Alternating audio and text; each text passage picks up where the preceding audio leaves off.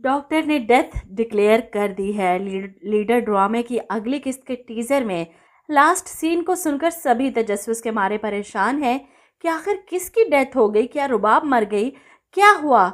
लेकिन इस वीडियो में मैं आपको बताने वाली हूँ कि कौन सा अहम बंदा अब इस ड्रामे में मरने वाला है। तो वीडियो को आखिर तक ज़रूर देखिएगा अगर आप लीडर ड्रामा शौक से देखते हैं मेरी तरह। तो जैसा कि अब तक आपने देखा कि रुबाब मंसूर के पीछे लगकर अपने बाप के तमाम इन्फॉर्मेशन दादा साहब तक पहुंच जा चुकी है और इसके बाद मंसूर रुबाब को लेकर फरार हो चुका है। दादा साहब का आदमी इन्हें अपने मुंतखब की हुई जगह पर पहुंचा देता है, ये कहकर कि सिक्योरिटी का मसला है, आगा वासिफ कहीं तुम दोनों तक पहुंच ना जाए। जिसके बाद दादा साहब अपनी गेम खेलते हैं जेल से बाहर आने के लिए। अब आगा वासिफ को अपने कदमों पर झुकाना इनके बाएं हाथ का खेल था। आगा वासिफ को जेल में बुलाकर डराना धमकाना, अपनी शर्तें मनवाना और आखिर में ये बताना कि तुम्हारी बेटी मेरे कब्जे में है। ये सुनकर तो आगा वासिफ तड़प ही जाता है, उठकर दादा साहब का गिरेबान पकड़ लेता है। मेरी बेटी को कुछ हुआ तो यहीं इस जेल में फांसी पर लटका दूंगा तुझे। वो दादा साहब को धक्का देता है और आगा वासिफ को इतना बेबस देखकर दादा साहब हंस हंस कर दूरे हो जाते हैं, क्योंकि अब बाजी इनके हाथ में है। आगा वासिफ बुरी तरह से फंस चुका है। अब ना सिर्फ दादा साहब की शर्तें माननी है, इन्हें जेल से छुड़वाना है, बल्कि अपनी बेटी को भी बचाना है। वहीं मंसूर और रुबाब जो एक दूसरे को पाकर बहुत खुश हैं, इन्हें पूरा यकीन है कि सुबह इन दोनों का निकाह हो जाएगा और वो हमेशा के लिए एक हो जाएंगे। लेकिन वो सुबह इनकी ज़िंदगी में कभी आएगी ही नहीं। दादा साहब अपना मकसद हासिल कर चुके हैं मंसूर के ज़रिए। अब मंसूर का कोई काम नहीं, कोई ज़रूरत नहीं, इसलिए इसे हटाते हैं अपने रास्ते से और रुबाब को उठाकर ले जाते हैं, क्योंकि आगा वासिफ से इसकी बेटी के बदले डील जो करनी है और इस सब में मंसूर रुकावट बन सकता है। इसलिए इसे बेहोश करके किसी गाड़ी की डिक्की में डाल दिया जाता है, ताकि काम पूरा होने के बाद इसे इसके बहन और बाप की तरह ठिकाने लगाया जा सके।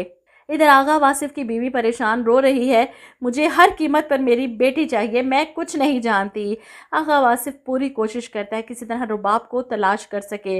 ना इसकी फ़ोन की लोकेशन ट्रेस हो रही है और ना ही किसी तौर पर वो कामयाब हो पा रहे हैं। जिसके बाद दादा साहब की बातें मानने के अलावा इनके पास दूसरा कोई ऑप्शन नहीं बचा।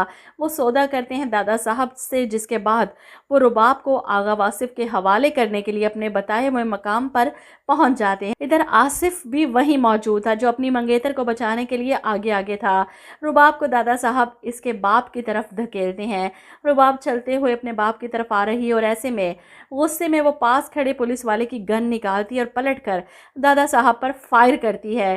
दादा साहब के बाजू को गोली लगती है, जिसके बाद इनका खास आदमी भी फायरिंग शुरू कर देता है अपने लीडर को बचाते हुए और ऐसे में रुबाब एक और फायर करती है।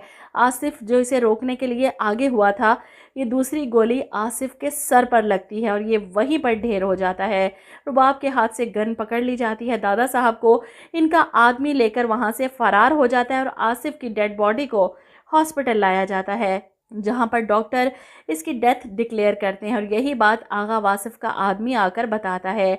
कहानी बड़ी इंटरेस्टिंग है। दादा साहब का मकसद पूरा नहीं हुआ, ऊपर से आगा वासिफ का गुस्सा अलग। इनका होने वाला दामाद मारा गया, इस कत्ल का इल्ज़ाम दादा साहब पर डालकर आगा वासिफ इन्हें फिर से जेल पहुंचाएगा। जिसके बाद दादा साहब को फिर से मंसूर की ज़रूरत पड़ेगी, क्योंकि एक वही है जो रुबाब को काबू कर सकता है। इसलिए एक बार फिर से मंसूर को अपने मकासद के लिए इस्तेमाल करने के लिए इसकी ब्रेन वॉशिंग शुरू कर दी जाएगी। लेकिन मुझे लगता है कि इस बार मंसूर दादा साहब की बातों में नहीं आने वाला, वो इनकी असलियत अच्छे से जान चुका है।